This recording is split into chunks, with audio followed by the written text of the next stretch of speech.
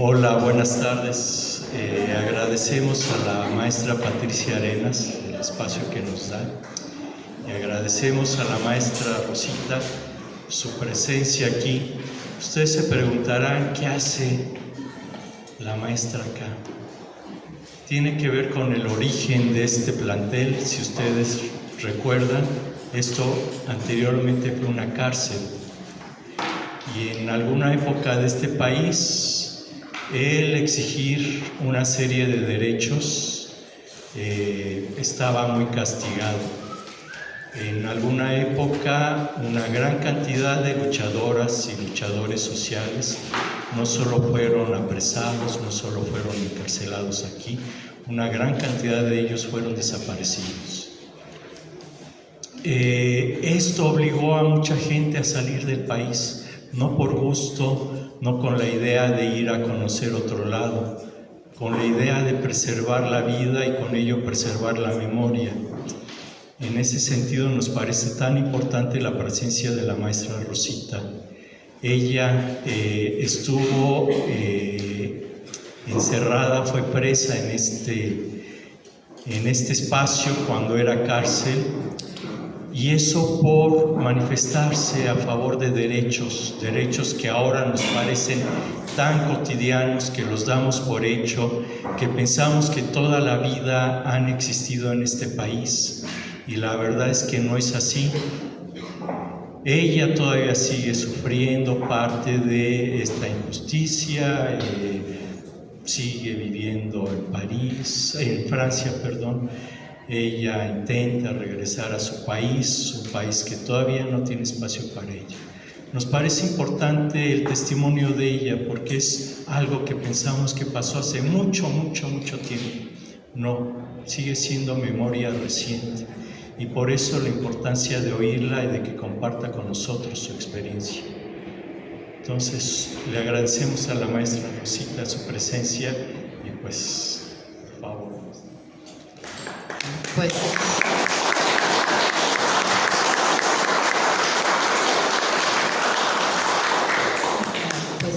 muy buenas tardes, jóvenes. Estoy muy contenta de tenerlos, estar entre ustedes.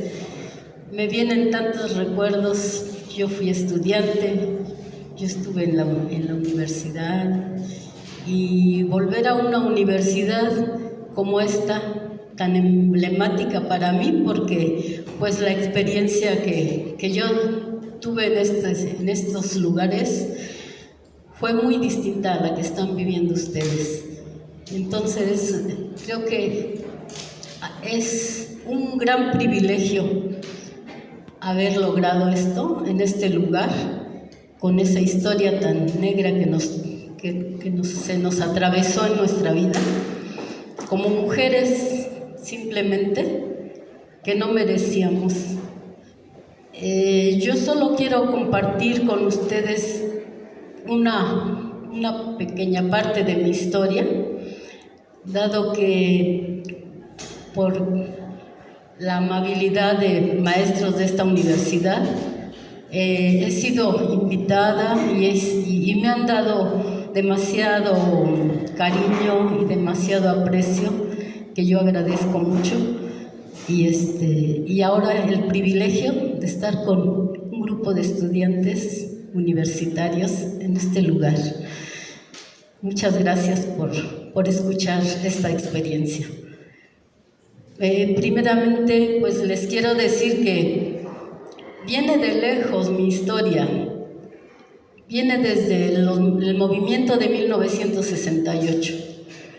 En esos años, los estudiantes que éramos entonces, nos tocó un periodo difícil. Nosotros nos sentíamos oprimidos. Los movimientos estudiantiles de la época no se dieron porque un grupo de muchachos rebeldes o violentos quisieron hacerlo. No, ese movimiento surgió de una conciencia de la juventud que despertábamos en esos años. éramos jóvenes, queríamos un mundo mejor, como todos los jóvenes actualmente.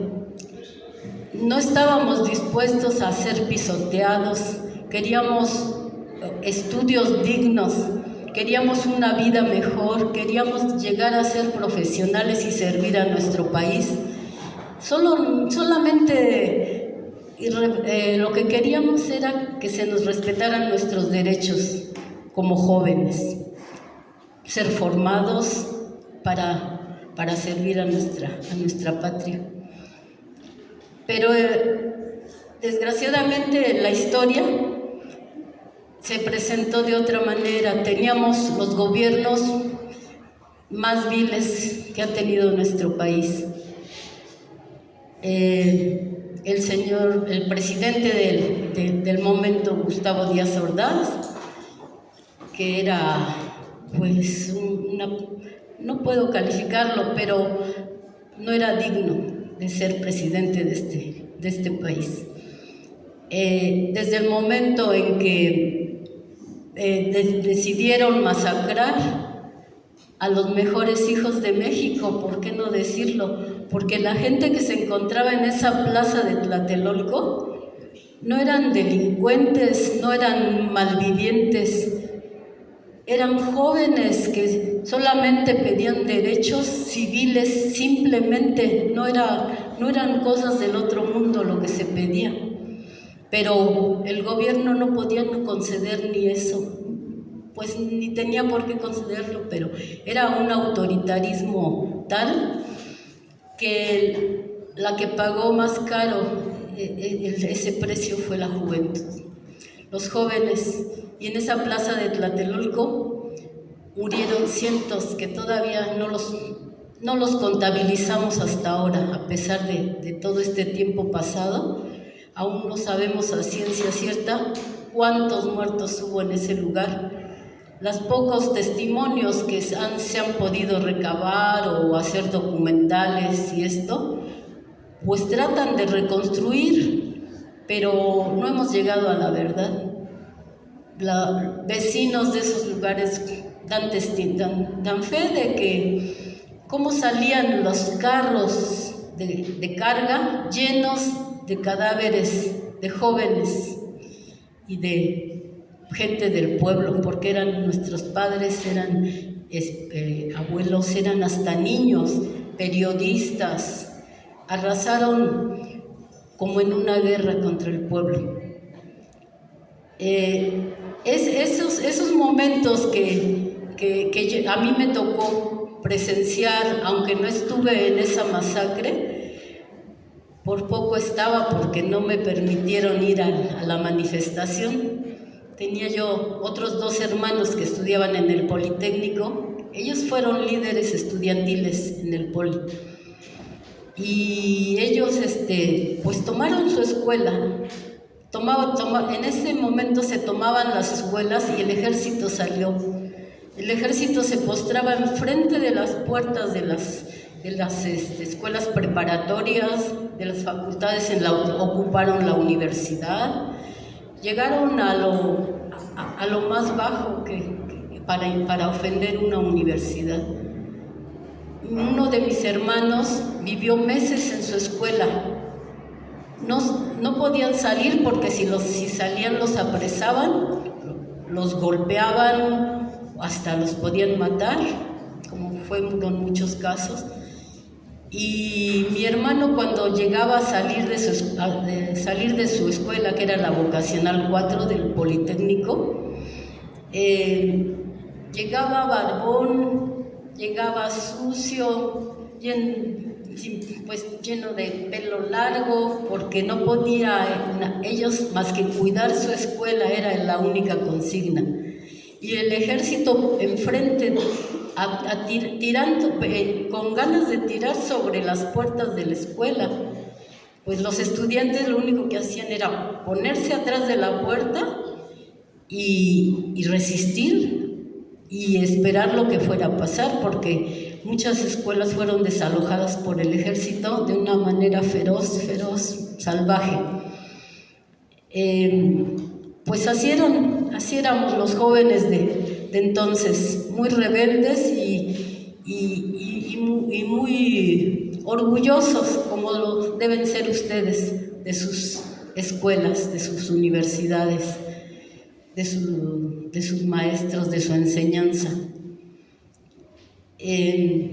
Pues pasamos ese periodo muy difícil del 68, llegó el 69, parecía que ya se había calmado el movimiento, porque hubo mucha represión a causa de que, quizás ustedes no lo hayan todavía leído, pero en 1968 se celebraron las Olimpiadas aquí en México. Y a causa de eso querían que el país diera una imagen de paz, de tranquilidad, de armonía. Y la respuesta de esa masacre del 68 era con el fin de que se calmaran los estudiantes utilizando el terror contra ellos para que ya no manifestaran, para que ya no hubiera movimiento estudiantil. Fue contraproducente porque atizó esa masacre, nos dio conciencia, nos dio rabia, nos dio más valor para seguir luchando. Finalmente, pasaron del 69 al 71, no paró el movimiento estudiantil.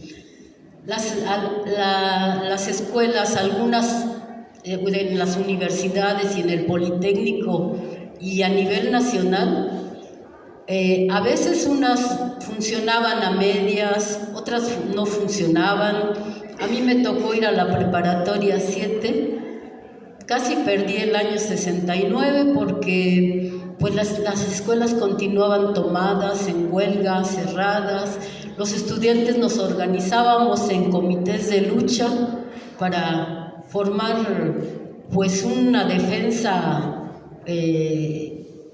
para no sentirnos tan ante la ofensiva del gobierno, porque en las escuelas se empezó a meter pues agentes de seguridad disfrazados de estudiantes, y en nuestros salones podía haber algún policía sin que nosotros lo supiéramos. Esos daban la información al gobierno. Éramos perseguidos en los comités de lucha en el que yo participé en mi escuela. Nos esperaban afuera cuando salíamos de la preparatoria, daban unas golpizas a la gente, la amenazaban. No eran solo porros, eran ya policías pagados por el gobierno para crear el terror en las escuelas y no permitir que se lograra una organización como la del 68, porque le tuvieron miedo a los estudiantes. Vieron que la fuerza de un movimiento de la juventud, cuando lo decide, es fundamental para cambios sociales. Como les decía, esas experiencias pues me pasaron a mí de muy joven. Llegó el año 71 y pues yo ya tenía como mucha claridad política de lo que sucedía en el país, y se seguían haciendo manifestaciones. Yo asistía a las manifestaciones, en algunas nos macaneaban, en otras no, nos gaseaban, nos atacaban, les llamábamos gorilones a los granaderos, hasta les hacíamos canciones. Finalmente, en el año 71 se vuelve a reorganizar el movimiento estudiantil y se convoca a una manifestación muy fuerte, que es la que, no sé si ustedes conocerán la fecha del 10 de junio de 1971. Ese 10 de junio de 1971 se le llamó la masacre de Corpus Christi, porque era el día de Corpus Christi, el día de las mulitas, cuando se visten los niños para ir a que lo bendigan, no sé qué. Bueno, era una cuestión religiosa. Pero ese día la manifestación se llamó en lo que es el casco de Santo Tomás en el Politécnico, por ahí por Tezonco, no sé. Bueno, era por ahí por la avenida San Cosme, cerca del Cine Cosmos. Ahí se concentró un poquito atrás de esa glorieta del Cine Cosmos, se concentró la gente. Sobre todo íbamos muchos estudiantes del Politécnico. En ese año yo estudiaba enfermería, allí en ese complejo del Poli. Pues fui a la manifestación. Como ya había pasado el 68, pensábamos que pues ya no nos podían volver a masacrar, que ya las cosas estaban un poco más tranquilas.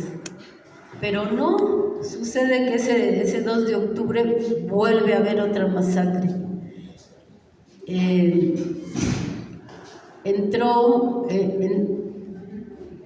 Pero ahora fue diferente, no fue directamente el ejército en sí, sino fueron grupos entrenados como paramilitares que habían reclutado en las colonias más pobres de México, lo que pues en términos políticos le llamamos el lumpen proletariado, jóvenes drogadictos, en fin, gente que ellos la sobornaron con 60 pesos, les dieron 60 pesos y les dijeron que tenían que ir. Bueno, primero los entrenaron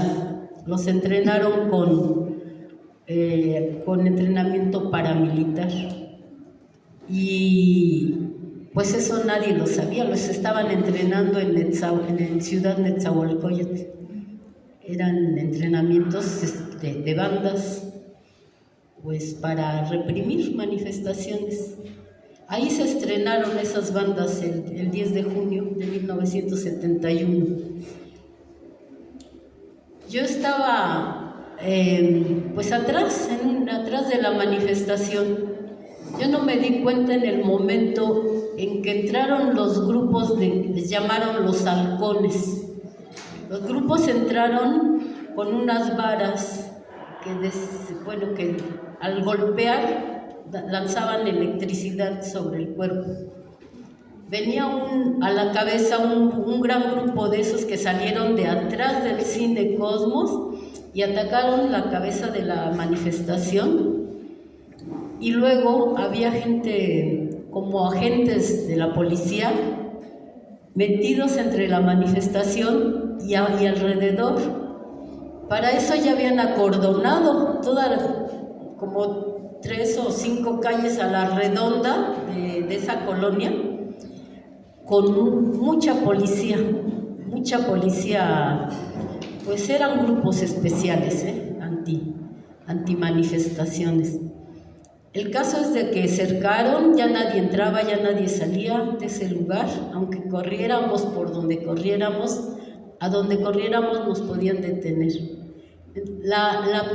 Una buena parte de los manifestantes se protegieron entrando a la Escuela Normal Superior, a la Escuela Normal que se encontraba ahí en una esquina de San Cosme. Allí entraron casi toda la primera parte de la manifestación, porque era un tiroteo directo sobre los estudiantes. Yo me acuerdo que nada más oía los tiroteos, me abracé de un poste y allá había un kiosco de periódicos, y ahí me quedé. No quise correr porque oía los tiros y veía que la gente caía y corría.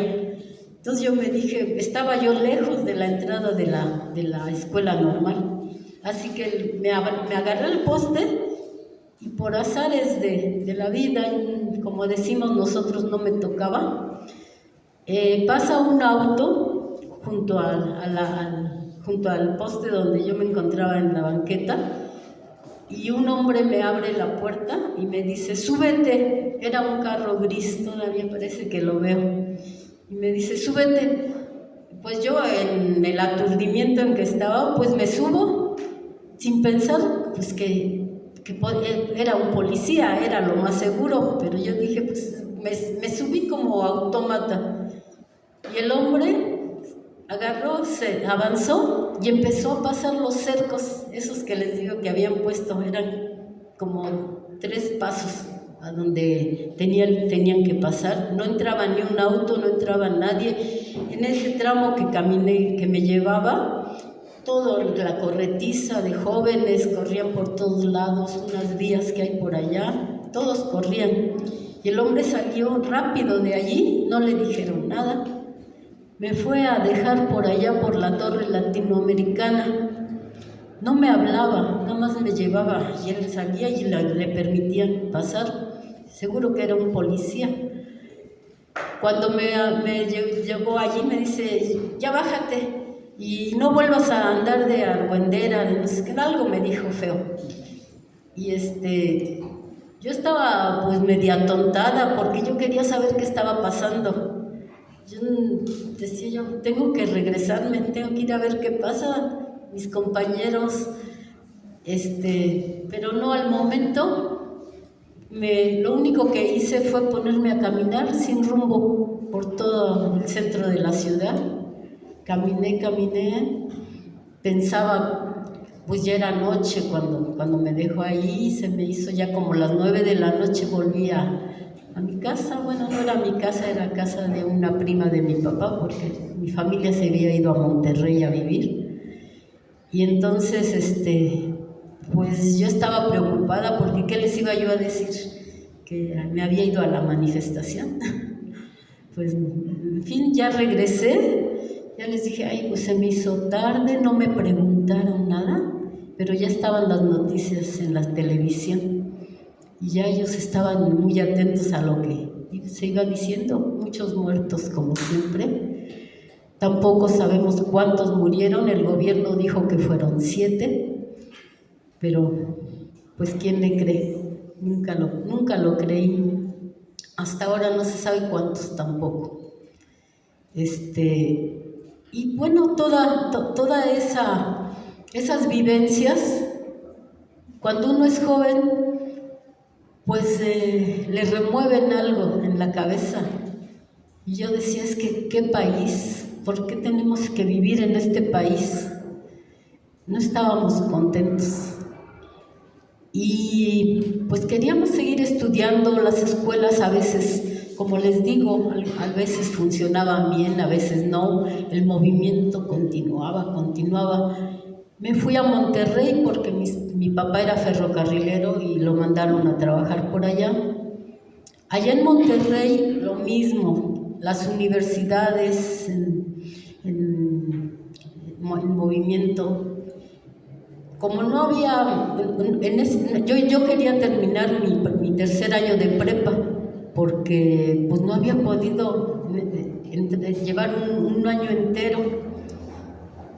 Me inscribo a la preparatoria en la Universidad de Nuevo León y pues que no hay cupo.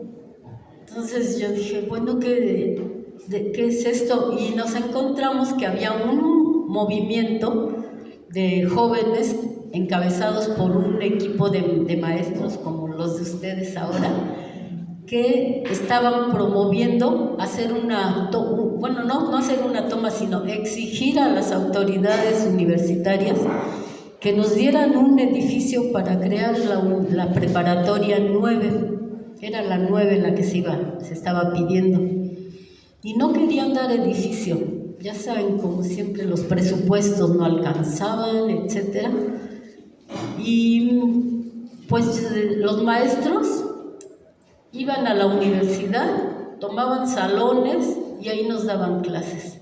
Nos metimos mucho en la Universidad de Economía, sobre todo. Cuando había un salón libre, los maestros tomaban el salón y nos daban 1 hora de clases. Y así nos la pasábamos y luego nos íbamos a manifestar y estábamos exigiendo la preparatoria. Mis hermanos mayores, pues ellos se fueron a estudiar, uno estudiaba física y matemáticas y el otro estudiaba ciencias biológicas. Ellos no tuvieron problema, pero mi hermana y yo, que estábamos en la prepa, nos metimos a esa lucha.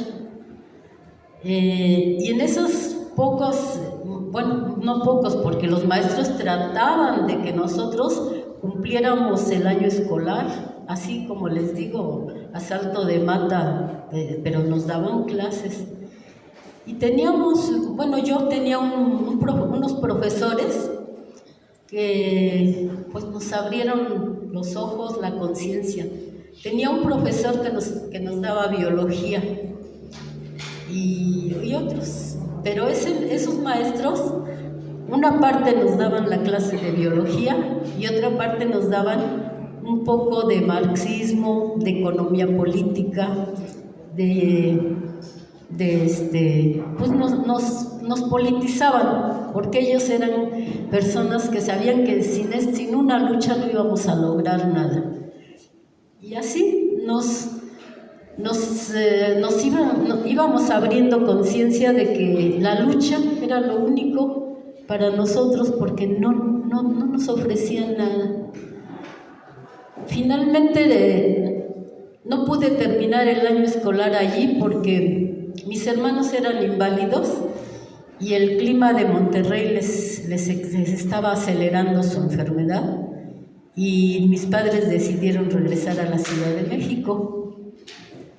Pero casi estábamos por concluir nuestro año escolar. Vuelvo a la Ciudad de México a querer terminar la prepa en ese año, nunca podía yo terminar. Finalmente vuelvo a la escuela, a mi antigua escuela, siguen los problemas, vuelvo al comité de lucha, me encontré una buena amiga y nos pusimos a comentar, a cambiar ideas y conocimos personas pues que tenían proyectos de lucha. Y mi amiga y yo, que éramos muy inquietas y muy rebeldes, pues nos decidimos juntar con ellos y ellos nos invitaban a hacer círculos de estudio.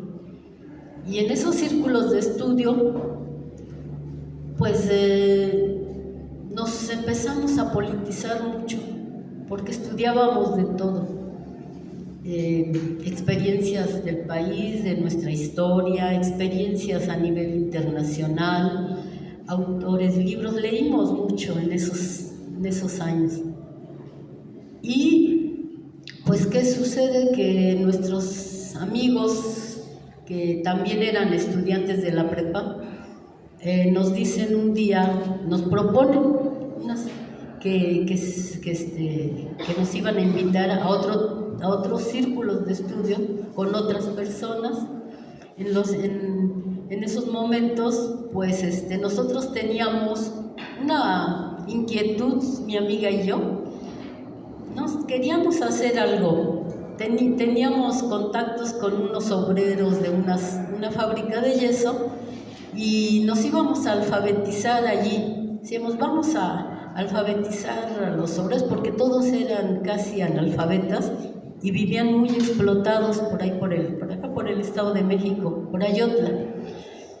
Y nos metíamos clandestinamente ahí a esa fábrica porque el patrón no permitía que nadie entrara, porque los tenían viviendo en un cuartito por familia y la fábrica echaba pues toda esa contaminación del yeso. Ellos trabajaban sin ninguna protección, estaban todos blancos todo el día y nosotros decíamos, pues es que no es justo, vamos a abrir un poco las conciencias, cómo aceptar que en estas condiciones están muriendo. Eran puros jóvenes, algunos los traían los patrones de allá de Querétaro pueblos y los explotaban por nada, no tenían contratos, no tenían nada. Pero la necesidad, la miseria en que se encontraba la gente, los hacía aceptarlo, pues que había trabajo, a como lo que fuera. Mucha de esa gente debe haber muerto de problemas pulmonares porque era terrible. Así que empezamos a hacer nuestros grupitos pequeños de alfabetización porque mi amiga tenía un cuñado allí en esa fábrica y con ese pretexto de que íbamos a ver allá a su hermana, pues podíamos entrar y nos metíamos en el cuartito donde vivía su hermana y ahí llamaban a 2 o 3 personas, mujeres también, las esposas. Y empezamos a alfabetizar un poco a la gente y claro, a hablarles de sus derechos porque decíamos, es que deben de formar un sindicato o algo para defenderse, no es posible que este patrón los tenga así. En esas estábamos trabajando en eso, mi amiga y yo, en nuestros fines de semana, porque seguíamos estudiando. Y ahí fue donde, por cosas del destino, conocemos a militantes de una organización revolucionaria que en esa época se nombraban Unión del Pueblo. Ese era un grupo que surgió en los años 60, cuando empezaron los brotes de guerrillas urbanas y rurales en México.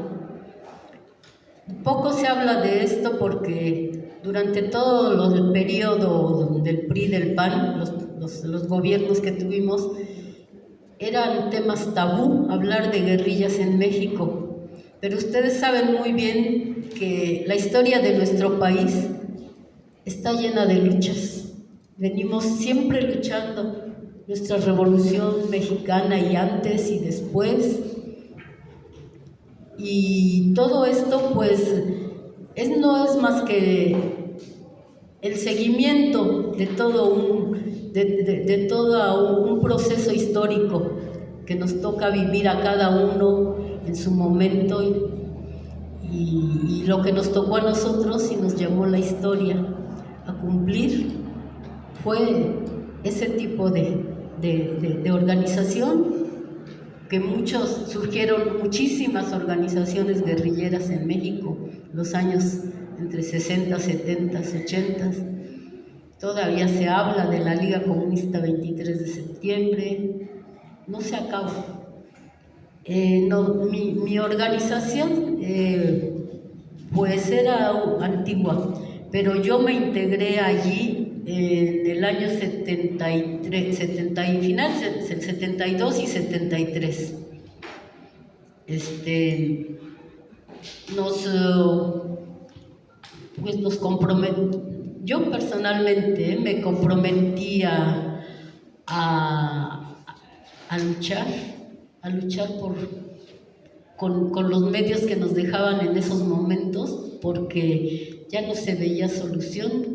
Si nos organizábamos como estudiantes, nos apresaban o nos desaparecían o nos asesinaban o nos golpeaban los porros. Los comités de lucha desaparecieron a causa de ese terror. Ya no teníamos salida. Y pues yo, cuando me proponen integrarme a una organización revolucionaria, pues yo lo decidí, quizá muy joven, quizá por un arranque de rebeldía, pero yo sentía que era un deber como joven luchar por algo que valiera la pena vivir.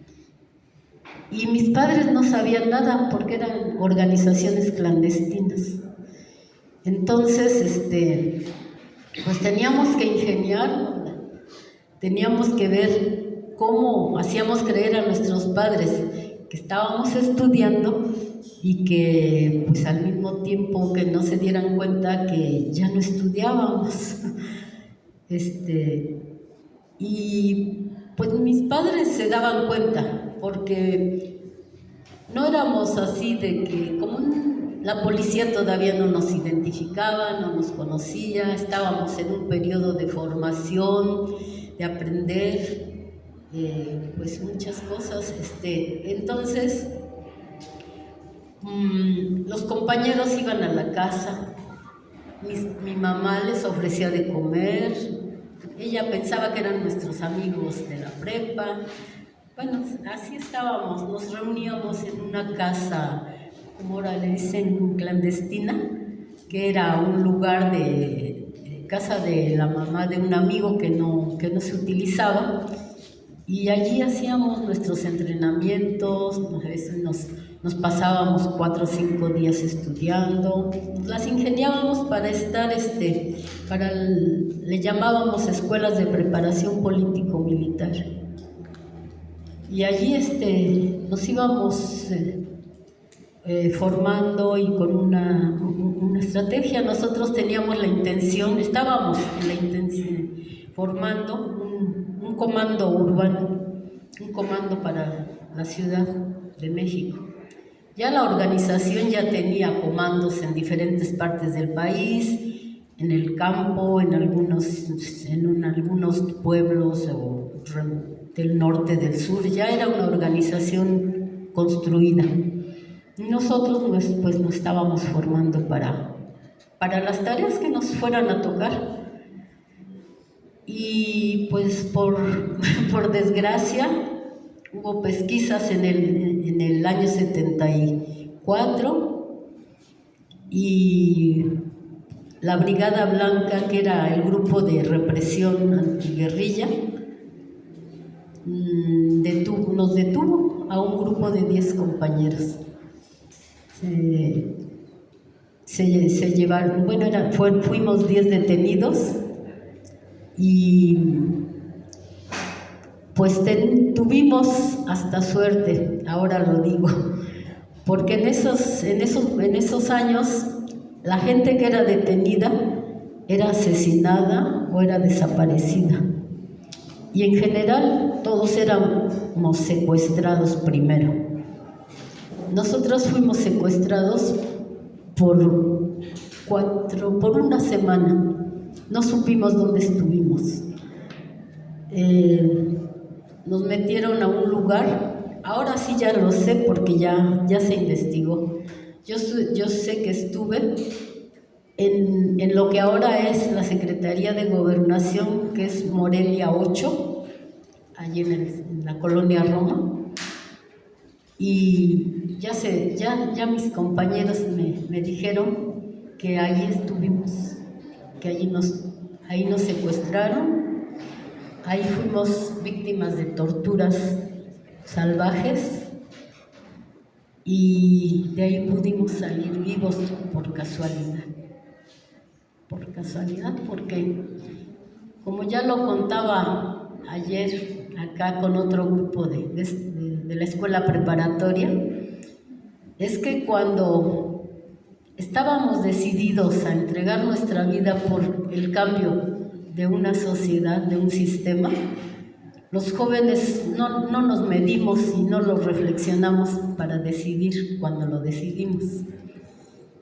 Y a mí, cuando me detienen en mi casa, entró violenta la Brigada Blanca, 2 tipos, y agarran y traían un compañero mío desecho, lo traían como una piltrafa humana. Y pues cuando lo veo, pues fue una impresión terrible. Él ya no traía fuerzas y lo lanzaron al piso, así como venía ensangrentado y deshecho. Y es como un flash que me pasó. Lo vi y al mismo tiempo me meten una capucha en la cabeza y casi me cargan así, me cargó casi al vilo, y me llevan a un auto rápido, cosa de rápido. Y allí en el auto había un hombre y me ponen la cabeza encima de sus piernas, y el tipo me pone una pistola y corta cartucho. y me la pone, y yo así, y ya en ese momento yo dije, pues hasta aquí llegué, no tenía otra, me entró como un bloqueo, y como yo sabía que habíamos leído muchas experiencias de luchas a nivel mundial, pues sabíamos que esas eran posibilidades. Cuando uno lucha por la libertad, puede uno perder hasta la vida, como dicen. Y el tipo, pues yo sentía que le temblaba la mano, le temblaba y así es. Yo entiendo, no porque me conste, pero yo sé que en la policía la gente va drogada. Cuando van a una operación, tienen que darse valor con drogas. Y luego yo dije, me va a soltar el balazo, y aquí llegué. Afuera de mi casa había un montón de policías y de patrullas ahí diciendo que éramos peligrosísimas, que cuidado, que la gente no saliera. Hasta ahí me quedé oyendo eso en altavoces que usaban, y finalmente me llevaron a un paseo. No supe de cuántas horas, porque paseaban y me golpeaban y me preguntaban y me insultaban y me pegaban otra vez. Y bueno, se me hizo eterno, a lo mejor no fue tanto, pero para mí, no sé, yo dije, ¿cuándo se va a acabar? A un momento dado, no sabía yo a qué hora, porque me deben haber detenido como a la 1 de la tarde. En un momento me meten bueno, yo oigo que la camioneta en donde yo iba, entra a un lugar como una cochera o un garage, no sé qué, se oía hueco todo, y puertas que sonaban y todo. Ahí se quedaron, ahí me bajaron, me pusieron una venda en los ojos, me pusieron unas esposas, unos puños, y me subieron en un elevador, 2 hombres, siempre insultándome, siempre tratándome mal, y me llevan no sé a qué piso, no supe a qué piso me subieron, pero sentía yo que el elevador subía. Cuando me sacan, yo sentía que era un gran salón, una sala grande, vacía, porque se sentía frío. Y allí me sientan en el suelo y comienzan después me llevan a una oficina, y allí comienzan a interrogarme. Para eso me vuelven a presentar a mi compañero, así como les conté que estaba, y le dicen, es ella, y él nada más me miró así, sin fuerzas, y hizo la cabeza, asintiendo que sí. Y se lo llevan a él, y me empiezan a mostrar un libro de fotografías. Y me dicen que les diga yo a quién conozco. Entonces, lógicamente, yo ya me había preparado, porque yo decía, a mí me van a matar, pero yo no voy a decir nada, aunque conozca, aunque sepa. No sabía tampoco gran cosa, porque en esas organizaciones uno estaba con muchas medidas de seguridad, no conocía uno más que a 2 o 3 personas, y pues yo decía, de todas maneras, las que yo conozco, no voy a decir quiénes, si las conozco, si no las conozco. Me pusieron el libro, como ahí conocí a mis compañeros de la prepa y que ya estaban allí, pero yo decía que no conocía a nadie. Y ahí me empezaban a decir, no te hagas periodista, no sé qué, no sé cuántas. No sabía yo por qué, porque ya tenían allí casi a 3 compañeros míos de la preparatoria. Y después me volvieron a llevar a la sala, y me doy cuenta que empiezan como no veía, también detuvieron a mi hermana. Ahí ya me ponen con mi hermana de espaldas, una contra otra, a las dos atadas, y entonces y comienzan a llamar a los que estaban allí en esa sala, que yo no me daba cuenta quiénes, nada más oía que a los policías que estaban allí bromeando a su manera y insultándonos de todo. Y empiezo a oír los nombres de mis compañeros que yo sí reconocí, que eran los de mi grupo. Ya dije, ay, híjole, aquí ya tienen a varios. No estaban todos, pero sí había varios. Y ya dije, híjole, y empezaban a llamar a uno por uno. No supe cuánto tiempo y cuánto nos tocaba de sesiones de tortura, porque eran uno tras otro, y oíamos los gritos y oíamos las quejas, y luego los regresaban, y no nos podíamos ni quejar porque pues peor era. A mí personalmente pues no me fue tan bien, porque a mis compañeros les fue peor que a mí por ser hombres. Con ellos se ensañaron mucho. Les dieron infinidad de torturas de diferente tipo, y a mí me llevaban a los interrogatorios esos con diferentes personas. Algunas me hablaban bien y algunas me hablaban violentamente, y otras decían que ya me iban a soltar, que nomás denunciara, me nombraran allí un compañero, di dónde está fulano y tú te vas. Pues yo no les creía, claro, pues sabía cómo eran sus métodos. Bueno, finalmente nos torturaron como quisieron, salimos muy mal de ese lugar después de, pues yo le calculo 5 días, casi una semana.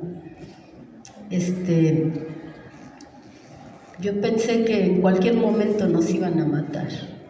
Si hay una orden, pues estaban asesinando o desapareciendo a muchos compañeros de diversas organizaciones. Y pues un día nos dicen, peínense, y nos llevaron a un salón oscuro, nos quitan las vendas, nos abren una cortinota negra, y allá al frente nos echan fotos y fotos, flashes. Lo único que vimos, que me recuerdo, es puro flash de esos antiguos, de las grandes esas máquinas de fotografía. Ni 2 minutos, flash, y vuelven a cerrar esta cortina, nos vuelven a vendar. Pasa esa noche, y yo me imagino que fue esa noche, porque como les contaba, no teníamos noción de tiempo. No sabíamos a qué hora era de día, a qué hora era de noche, a qué horas nos torturaban, quién pasaba, quién no pasaba, a qué hora. Nos llevaban al baño, nos insultaban de todo. No comimos. Yo recuerdo no haber comido más que nos daban una botella de café con leche. Me imagino cada día, porque era lo único que nos daban. Estábamos pues muy débiles, muy maltratados todos, porque estábamos muy mal. Y al día siguiente, me imagino que fue en la tarde, que nos traen al famoso Palacio Negro de Lecumberri, que ustedes quizá no conocieron, o no sé si alguno lo llegó a ver, que es ahora el Archivo de la Nación. Ese Palacio Negro de Lecumberri era una cárcel militar. El director era un general que se llamaba Francisco Arcaute Franco.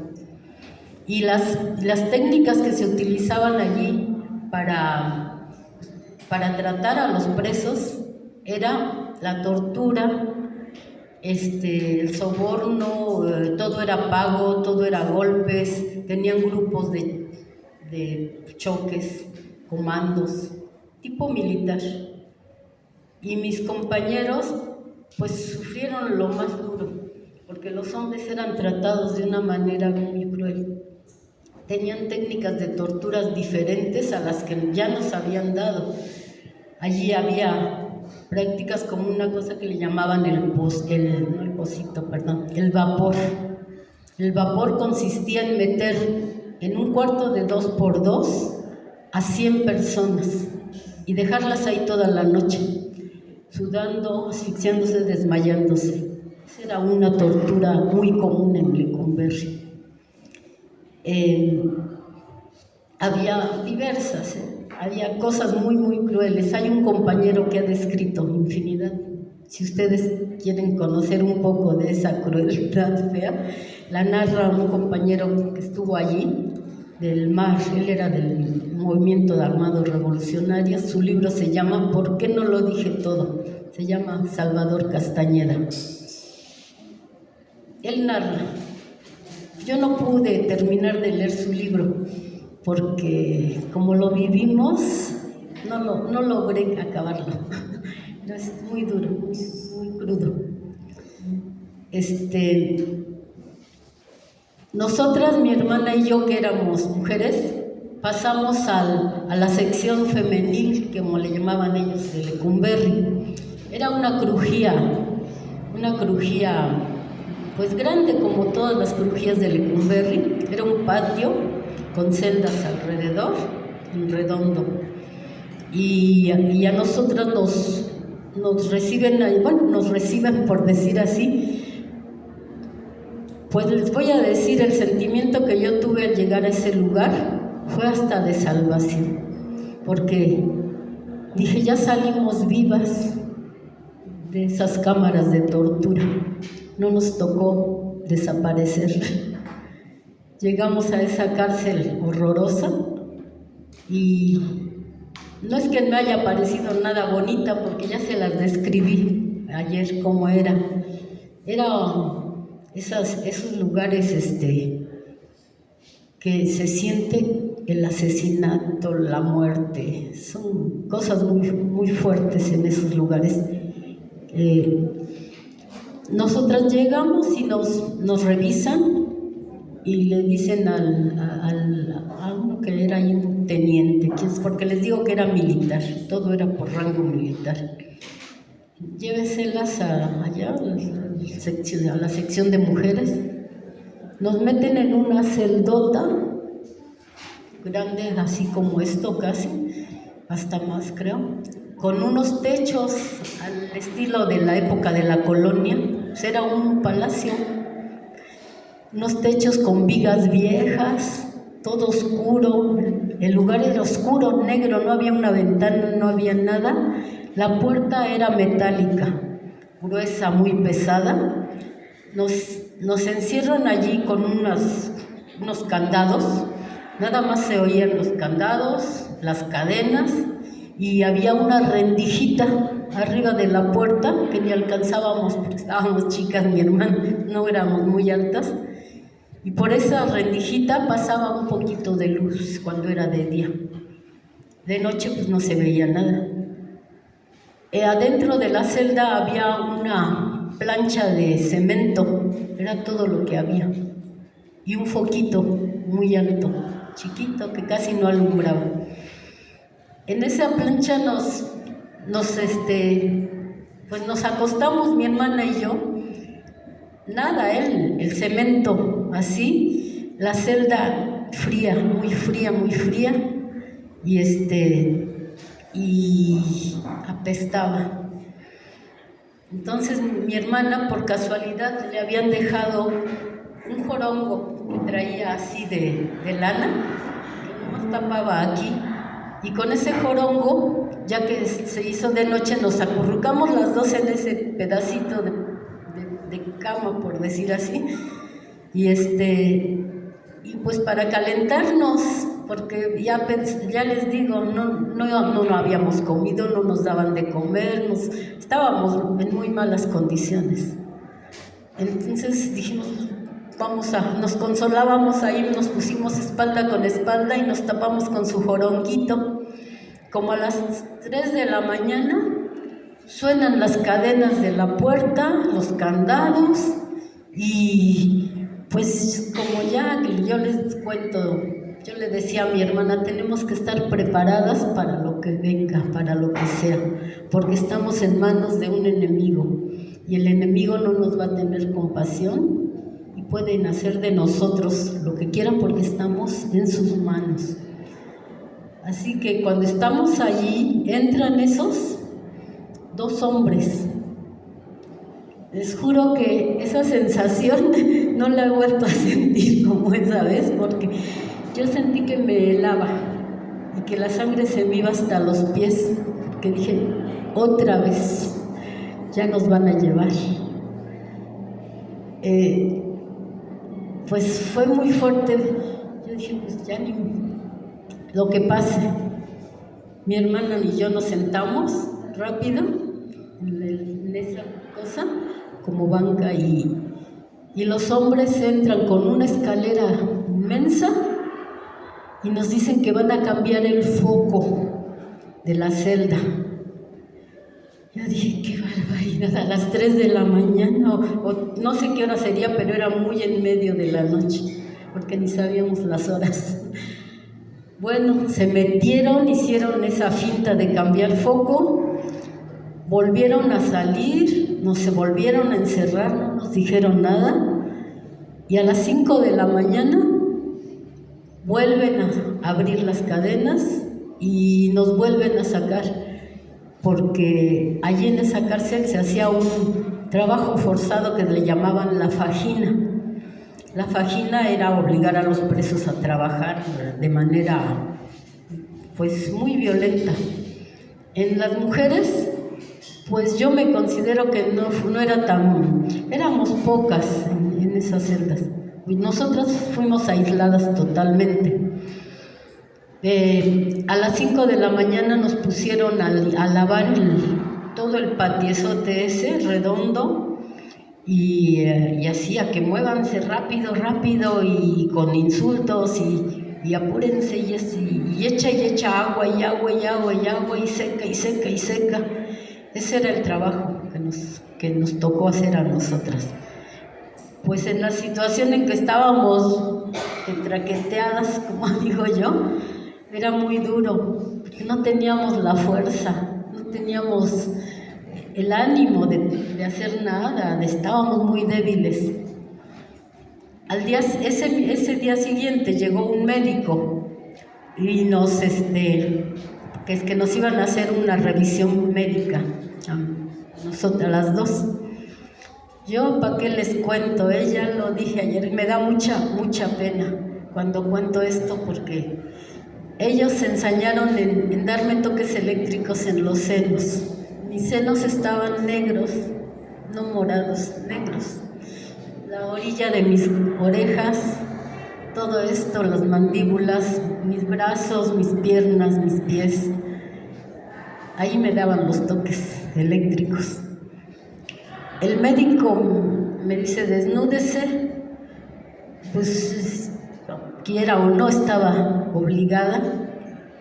Me vio cómo estaba yo, toda morada, y hizo su reporte, que todo normal, perfecto estado de salud, nada. Hasta ahora quisiera yo ver dónde está ese reporte, porque me dicen que los archivos de la nación existen. Yo decía, pues ya lo dijo el médico. Para mí ese no era un médico.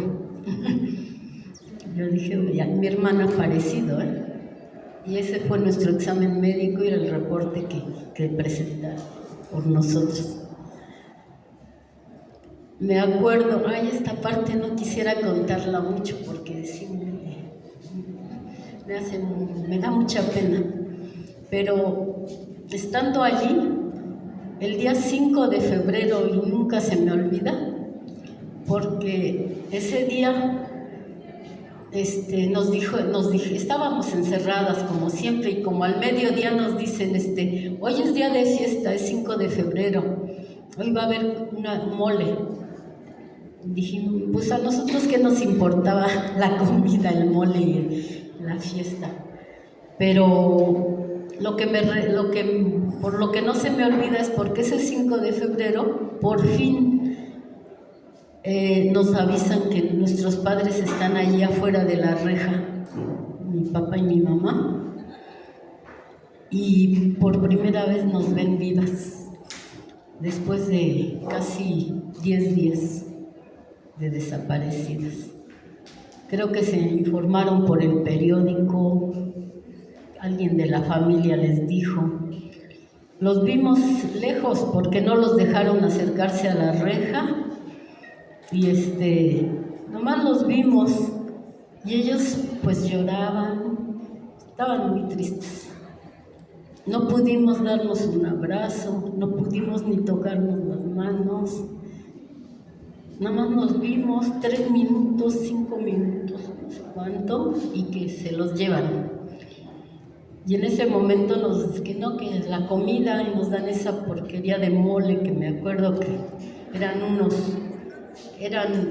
boles, unos tipos de, pues vasijas de aluminio, y el mole era un aguapuerca allí, tipo aguapuerca con un hueso, que yo creo que ningún perro se lo hubiera comido.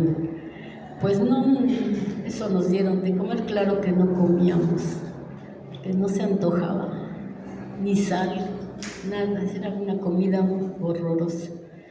Y pues así fue la experiencia en Lecumberri. Después nos llevaron de allí, estuvimos 4 o 5 días y nos traen ahora sí a esta cárcel famosa de mujeres, cárcel de mujeres le llamaban, de Santa Marta, Catitla. Esto no era así, Ahora estoy maravillada de lo que tienen en esta escuela, es increíble, es un sueño. Deben ustedes sentirse muy privilegiados y muy orgullosos de tener esta universidad, porque si hubieran visto lo que era y el vuelco que ha dado, no lo hubieran creído. Fue un lugar de sufrimiento para muchas mujeres, culpables o no culpables. Éramos mujeres, nada más, jóvenes, la mayoría de la población carcelaria, y fuimos muy maltratadas. En general, porque nos enterábamos de cuando llegaban mujeres así, por cualquier delito, todo era delito en una mujer. Simplemente que anduviera sola en la calle en la noche ya era un delito y se la llevaban presa. La mayoría de ellas fueron violadas, todas eran violadas casi por los policías judiciales. Todas contaban esa experiencia. Antes de mandarlas a la cárcel, abusaban. Como siempre, botín de guerra las mujeres. Yo llegué aquí, llegamos, mi hermana y yo no sabíamos a dónde llegábamos. Era un lugar tenebroso, oscuro. Nos metieron por un sótano. Ese sótano me dicen que todavía existe. En ese lugar, por ahí entraban las nuevas, decían, las que ingresaban. Y luego nos amenazaban, que aquí hay un reglamento, que no se hace esto, que no se hace el otro, que hay que portarse bien, ahí está su uniforme. Nos quitaron nuestra ropa y nos dieron una falda azul y una blusa blanca. Y así con una orden militar, no crean que era, por favor, nada. Y órale, peor cuando sabían que éramos presas políticas. Habían creado en medio tanto de la vigilancia como de la población carcelaria, que las presas políticas éramos muy malditas, que éramos asesinas, que éramos terroristas, que éramos de lo peor y que tenían que tener cuidado de ni acercársenos. Las primeras compañeras presas políticas que llegaron en 1971 fueron de una organización que se llamó Movimiento Armado Revolucionario.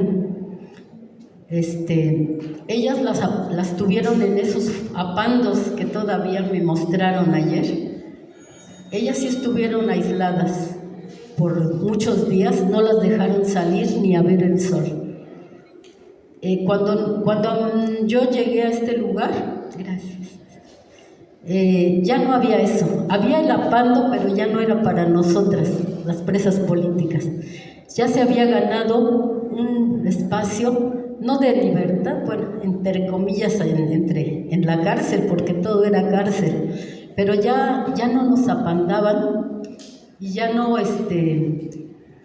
ya podíamos hablar ya se podía hablar con el resto de la gente de la cárcel, de las otras presas, y ya hasta a nosotras nos tocó llegar a la celda de unas presas comunes. No estábamos, porque ni sabíamos que había compañeras presas políticas. No estábamos informadas de quiénes estaban aquí, ni de qué organización eran, hasta que esa tarde una de las compañeras fue y nos vio discretamente y se presentó. Dijo: aquí habemos un grupo de compañeras de diferentes organizaciones y pues vamos a estar al pendiente de ustedes. Y al día siguiente ya hubo otras compañeras que se acercaron porque no se querían identificar con nosotros. Como no nos conocíamos, también había mucha desconfianza. Entonces, así poco a poquito fuimos conociendo a las compañeras, a las otras del grupo de presas políticas, y que nos orientaron cómo era la vida en este lugar. Que no era nada sencillo. Pues ayer les relataba un poco un día en la cárcel, cómo era cotidianamente, casi, y eso que nosotras nos organizábamos en grupo, en comisiones, para aligerar la carga. En la mañana, de 7 a 8, había una gran ducha donde había 30 regaderas juntas, sin separación, nada más así el espacio de las duchas, y allí de 7 a 8 de la mañana había agua caliente. Si no, el resto del día ya no había. La que no se bañaba a esa hora eran 3 pisos, y en cada piso había un espacio así para bañarse. Y la que no alcanzaba a las 8 o no le gustaba bañarse en la bola, pues nos bañábamos con agua fría después, ya cuando no había gente en las regaderas. Nosotras siempre fuimos muy púdicas, no nos gustaba meternos al montón porque era horrible. Aquello era un vapor y un griterío, y luego insultos. Se trataban muy mal a veces las reclusas de ahí, del que teníamos como vecinas, entre comillas. Entonces el ambiente no nos gustaba, y entonces lo que hacíamos es que como teníamos 1 hora para salir al sol, a un gran campo, no ubico de qué lado queda ahora, era un campo grande, regular, porque también estaba restringido.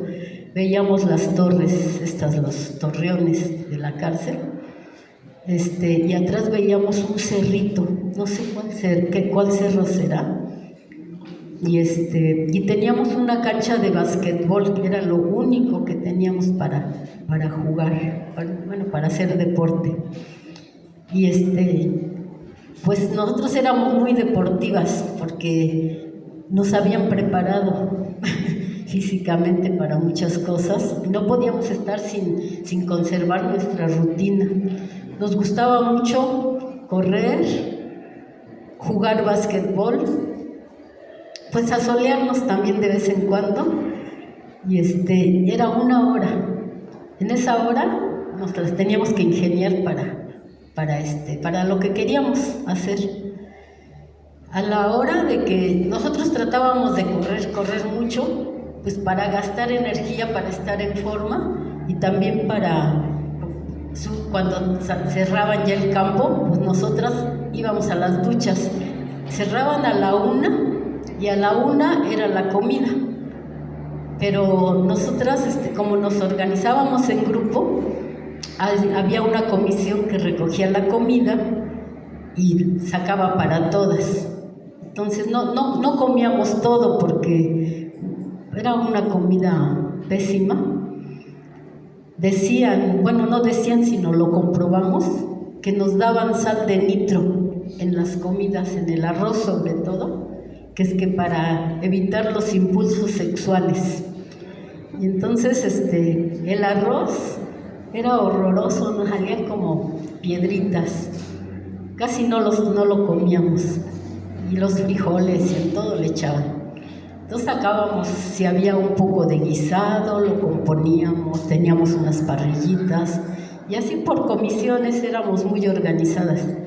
Entonces, cuando entrábamos del campo, así también le hacíamos. Las que iban al campo, pues no sacaban la comida y nos subíamos a bañar rápido a las duchas de agua fría. Y nos bañábamos tranquilas, solas. Y las otras, pues las que les tocaba sacar la comida, o las que, como les decía, había unos lavaderos, lavábamos, y pues se robaban la ropa. Desgraciadamente había pues, de delincuencia al interior de la cárcel. Entonces teníamos la necesidad de quedarnos a vigilar nuestra ropa, porque el día que lavábamos, la que lavaba, había una que lavaba y otra que se quedaba toda la hora del campo a vigilar la ropa para que no nos la robaran, porque pues ni modo, porque pues en general esto es un poco de la vida interior que se hacía en este lugar, y pues si ustedes tienen algo que preguntar, aquí estamos, aquí estoy yo para contestarles, y les agradezco esta paciencia que me tuvieron, porque yo nunca acabaría de hablar, soy demasiado hablantina, perdón. Pues muchísimas gracias, jóvenes, los abrazo de todo corazón y mucho éxito en sus carreras.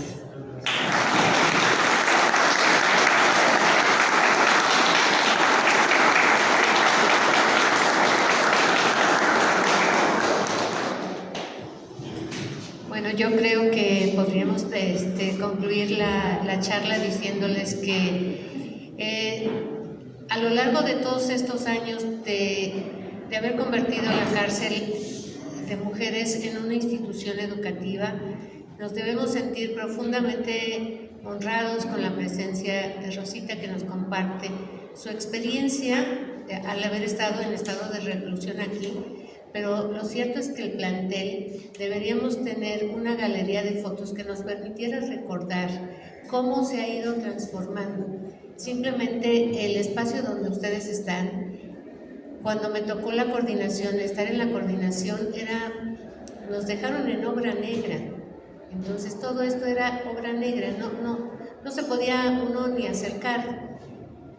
Creo que ha sido una lucha de todos los integrantes de la comunidad para que hoy ustedes disfruten de un espacio cómodo. Las escaleras, por ejemplo, eran escaleras diseñadas para la prisión. Entonces tenían lo que se llama huella, el tamaño de cada escalón. Eran de diferentes tamaños y también la longitud era de diferente tamaño.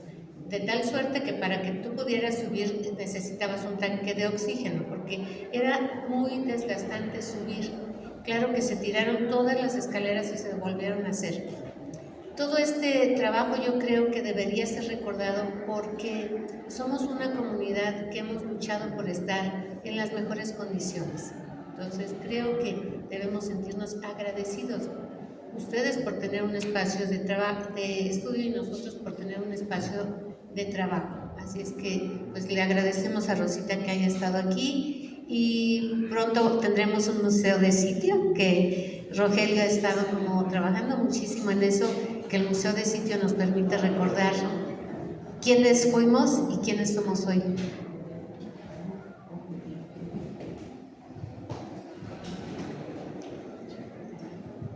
Sí, miren, yo voy a ocupar unos 3 minutitos nada más, no voy a quitar mucho su tiempo. Primero, pues agradecerle nuevamente a la compañera Rosalena que esté con nosotros por acá. El día de ayer tuvimos la oportunidad de escucharla en la preparatoria número 1 de Gens, histórica, y hoy tuvimos la suerte y la oportunidad de escuchar su experiencia y su voz. Para nosotros es muy importante. Hemos estado estableciendo una comisión por acá de trabajo y quisiéramos que se tomara muy en cuenta lo que dice en este caso la maestra Patricia Arenas, en el sentido de que hay una gran necesidad ya de convertir este espacio en un sitio de memoria. Ahorita tenemos el seminario organizado por el maestro Carlos Bravo, su servidor, y desde luego ya las autoridades ya están muy organizadas con nosotros y nosotros con ellos. La rectora, la doctora Tania Camena, ya está también muy metida en este proceso. Entonces, creemos que sí va a ser una realidad convertir este espacio en un sitio de memoria, sí va a ser una realidad convertir estas celdas en un espacio museográfico y en un espacio donde se reconozca precisamente esta historia y donde las compañeras presas políticas del 68, presas políticas de la guerrilla, que de alguna manera fueron llevadas allá por toda esta represión y por todo este estado tan agresivo en contra de las libertades en general. Yo creo que hoy este espacio va a ser como una muestra y decirle a la gente que no se les olvide, a nadie se les olvide que aquí pasaron cosas muy brutales en contra de la comunidad. Ya lo decía Rosalena, llámese presas políticas o llámese presas comunes, a todas les fue muy mal en esta cárcel, a todas les fue muy mal. Entonces, yo creo que el Estado, el gobierno y el Estado no deben de olvidar que aquí sucedió eso y aquí se les debe a toda esta gente una justicia que aún no ha llegado. Por eso el sitio de memoria va a suceder y por eso queremos invitarlos a ustedes a que de verdad seamos empáticos ante esta situación, que cuando nos escuchen hablar del sitio de memoria, recuerden que allí están las celdas. Recuerden que los estamos invitando. Ahorita mismo en la mañana, hace ratito, se hizo una muestra de las lonas. Pasen a observarlas. Esas lonas son históricas. Esas lonas se montaron en 2007, maestra. No sé si lo recuerden. En 2007 es un recalentado con el maestro Juan Gerardo López. Y el maestro Juan Gerardo López va a venir a dar un taller muy importante que se va a llamar va a ser un guión museológico y museográfico, y donde vamos a establecer ya las células de lo que precisamente había aquí, había en la plaza, había ya en las celdas, y la idea es que el sitio de memoria nos vaya ya organizando estos espacios. Pues yo les agradezco mucho y de verdad tómenlo muy en serio, jóvenes. Porque yo recuerdo que, y no sé si me estoy equivocando, pero Salvador Allende, gran estadista chileno, dijo: ser jóvenes y no ser revolucionarios es una gran contradicción. Y de verdad, ojalá que no nos olvidemos, ojalá que la enajenación no nos invada, sino que escuchemos la voz de quienes hoy están aquí presentes todavía y que gracias a ellos tenemos la libertad que estamos gozando hoy en Casa Libertad. Gracias, muy amables. Cárcel no, prepa sí. Cárcel no, prepa sí. Cárcel no, prepa sí. Cárcel no, prepa sí. Esa fue la consigna histórica, compañeros. Hasta la victoria. Hasta la victoria. Sí.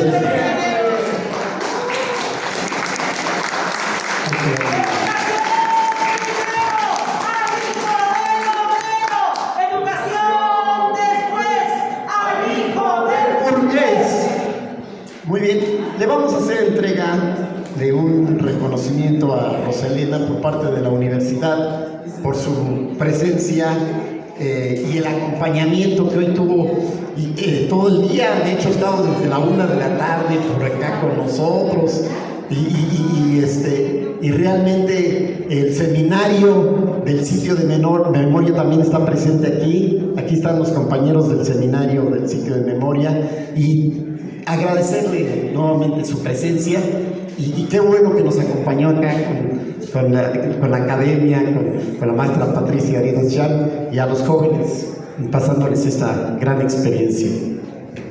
Me llevo un lindo recuerdo, me llevo un grato recuerdo y el amor de mí para ustedes, como siempre, mi pueblo va conmigo y ustedes son parte de él.